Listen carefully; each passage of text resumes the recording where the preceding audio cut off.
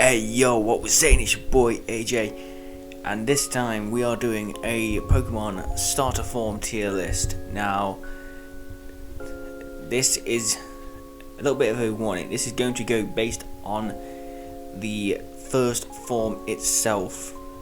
No middle evolution, no second stage evolution, no, I'm not going to judge it based on Charizard, I'm not going to judge it based on Inteleon. It's going to be just the starter form, and this pretty much runs this runs up from generation 1 all the way up to the brand new Galar games, so at least we've got every single starter in apart from Pikachu, but that Pikachu don't really count, let's be honest. So without further ado, we're just going to go through them in order they appear on this list. I'm not going to pick out Bulbasaur from here, Squirtle from here, and Charmander from here and start from there. We're going to start from the very top right here and work our way down. So before we get to this tier list, do make sure to like, comment, subscribe, all that good stuff. It's highly appreciated. Let's just see how far we can grow this Pokemon channel. Like I say, there is a link in the description to my main channel, which is my Dragon Ball Z channel, and so if you happen to come across this video and you haven't subscribed over there yet, drop a subscribe over there and that's greatly appreciated as well. So without further ado, let's start with the grass Pokemon Grookey of Sword and Shield. Now, I personally am not that much of a fan of the brand new starters. Grookey for me is going to probably go here. Like I said, I'm not really much of a fan of the newer starters. I feel like they did an okay job, but personally for me, they just don't have that special touch, that some of the starters have, not naming any names. Scorbunny, on the other hand, is going to go right up here. I do like Scorbunny. Scorbunny is probably my favourite of the three. Spoilers for Sobble. But Scorbunny I chose for my sword playthrough, and I pretty much stuck with that through the whole game. I did get a Grookey and Sobble through surprise trade, and I have been using them, and they're okay, but then I personally say Scorbunny is probably better than those. Sobble, on the other hand, is gonna probably, I would say Sobble is in the middle between the three of them. Sobble comes off in the game and in the anime, all that sort of stuff, as a bit of a crybaby. No, that's a bad thing per se, but I would rather have a crying baby lizard or a little bunny that can kick rocks around and set them on fire. I don't know. The choice is yours, but that's all I'm saying. Tepig, I really didn't like Tepig. Tepig to me, now I did say I'm not basing this on other forms, but if we were basing this on other forms, Tepig would still be there. That's all I'm going to say. I do not like the Tepig line one bit. I feel like they didn't do it justice after having 2 firefighting types in a row to then have another one. It didn't really work out well for them, and there's obviously 2 way better options to run through a black and white playthrough with.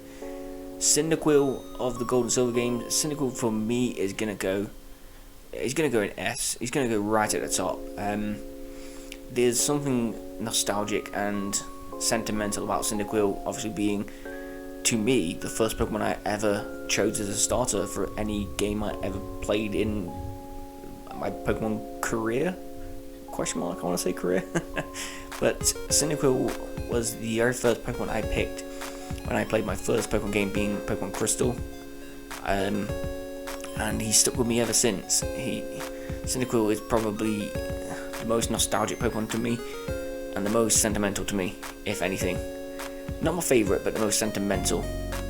Squirtle I think chills up in A+, just for the pure fact of, again, the nostalgia factor. I mean, design-wise, you could probably say that Scorbunny is as good as Squirtle design-wise, maybe. Is that a hot take? I don't know. Piplup.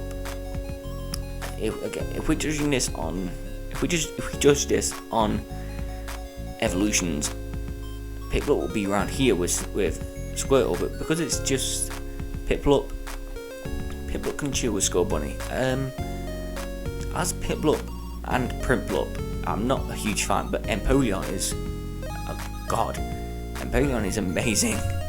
But Piplup and Primplup, not really a huge fan, and I feel like most people when they play the Sinnoh games don't particularly choose Piplup because it's Piplup, they choose it because of Empoleon. Froakie on the other hand, Froakie is going to chill with Squirtle right up here. Froakie again being quite synonymous for his role in the anime, and yeah, like what else can I say? Greninja, not that we're basing it off that, but Froakie evolves into the most popular Pokemon in the world, statistically speaking. So, plus I mean, look at this dude. Froakie's just a little, cute little frog. Come on, Mudkip honestly is going to be the first one to go in A. I don't think Mudkip is amazingly well, but he's not anywhere down here. Mudkip's pretty much in the middle, yeah, I mean the middle would be here technically, but he's a little bit better, I would say. Totodile on the other hand, Totodile's shooting straight next to Cyndaquil, straight next to the Johto, his little Johto friend. Those two together, pretty much, if you ever played Gold or Silver or Crystal, these are your first two picks. And spoiler alert, Chikorita isn't. For the games, they made Chikorita so bad against the first two gyms, even questionably the third and fourth gyms, that you just don't want to choose Chikorita. You want to choose it for a challenge maybe, but for a casual playthrough you don't really want to choose Chikorita. Snivy, I really like Snivy. Snivy can chill at the top. Snivy for me is probably my go-to when playing any black or white game, or black 2 and white 2. And again, the fact, like I keep saying to it, I keep alluding to it, that I'm not basing it on evolutions, but Superior is probably third favourite final form starter. Oshawott on the other hand, yeah, Oshawott can chill kind of just there. Not really a fan. In the anime, didn't really connect with me that much, not particularly. Rowlet is pretty amazing. Rowlet can chill up there. When Sun and Moon came out, there was such, to me anyway, it was such a relief for the first time that there was an actual hard choice to make between the three of them. I can't think of the last time. Actually, the last time I could think of there being such a hard choice to choose between the three starters was Hoenn, with Trico, Mudkip, and Torchic. But Rowlet and Popplio and Litten are all three of them as first forms all look pretty good. Trico, if you guys haven't seen my top 10 Pokemon list, you will know that Trico, well, namely Sceptile, is my favourite starter Pokemon of all, pretty much. And Trico was my first starter Pokemon I ever chose properly. Like I said, I always allude back to it. Crystal my first game, but Ruby was the first one I played like properly, like when I knew what I was doing, if you know what I mean. Obviously when you're a little young lad, you don't really particularly know what you're doing with stuff, and Trico was the first one that I picked and sort of had that sort of connection with. Popplio, like I said, as much as I like Popplio, Rowlet and Litten, Popplio can chill just below Rowlet. To me, Rowlet is the superior of the three in terms of design, in terms of it's just how it runs in game. Litten, by the way, I'm just going to put Litten right here. Litten can chill just with Popplio as well. As much as I do like Litten, because I'm a cat person. I definitely think Rowlet is just a cut above these two, only just though, only just. Charmander, there's not really many other places to put it. Charmander can chill in S. Again, the most iconic starter, arguably, of all time. If you play obviously the original games, if obviously if you know Pokemon, you know Charizard, you know Charmander, you know Squirtle, Bulbasaur. More than likely know Charmander though. Torchic can chill just here. The only thing that's stopping Torchic from being up here is, I don't know, I wouldn't class it in the same breath as these 5 up here, the Holy Quintet. I wouldn't class it as high as those guys, but Torchic is, it's pretty cute. It's pretty good. Chikorita to me doesn't really strike a connection that well, but there is obviously the nostalgia factor that obviously gets in anyone's mind. There is also the factoring of the Chikorita that Ash has in the anime, and that probably pumps up a couple of places.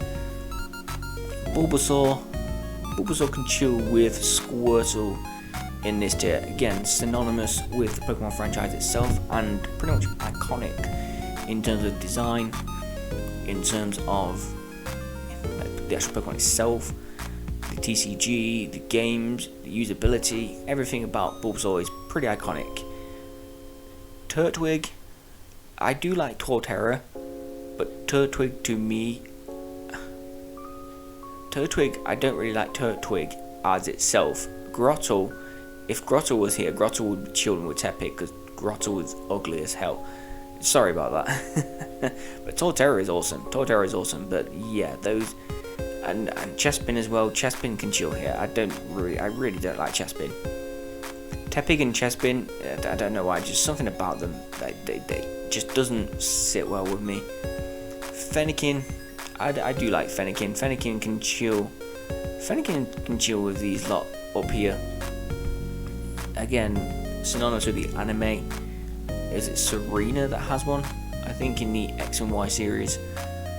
I didn't really watch that much of the anime like post Sinnoh. I think I just caught like little episodes here and there. So like Black and White, and most of the X and Y and most of the Sun and Moon anime I barely watched of. But yeah, Fennekin is pretty synonymous with Generation 6. I think probably most people's choice when playing Generation 6 is either Fennekin or Froakie. Me personally, it's Froakie, but Fennekin is a close second, Chespin being a pretty much dead last, unless you're a absolute avid user of grass types. And that leaves us with the last one being Chimchar. And Chimchar to me, don't go. No, Chimchar can't go there. Chimchar can go up here. Yeah, Chimchar can go right at the top almost. You chill with Torchic and all these guys up here. But Chimchar, again, is probably, to me, the best starter to choose from for a Sinnoh playthrough. Mainly because not Black and White, what am I talking about? Diamond and Pearl. There we go. Mainly because Diamond and Pearl don't really have much going in terms of fire types. They barely have anything. So you probably want to choose Chimchar, and then you have a fire type in Infernape. So with that being said, that is my personal opinion on the first forms of the starter Pokemon. And honestly, yeah, there's probably stuff. I think I'm happy with how it is. Like I say, Tepic and Chespin got to be the worst, but all these, like I said, it's not really. I don't really see much of a bias going around. We've got water types spread all around the place. Probably grass types. I don't know, but 2 of my favorite are grass types. So yeah, they're kind of spread out nice and even. But yeah, with that being said, let me know what you guys think. And with that being said, like, comment, subscribe, do all that good stuff, and I will see you guys in the next video. Bye guys.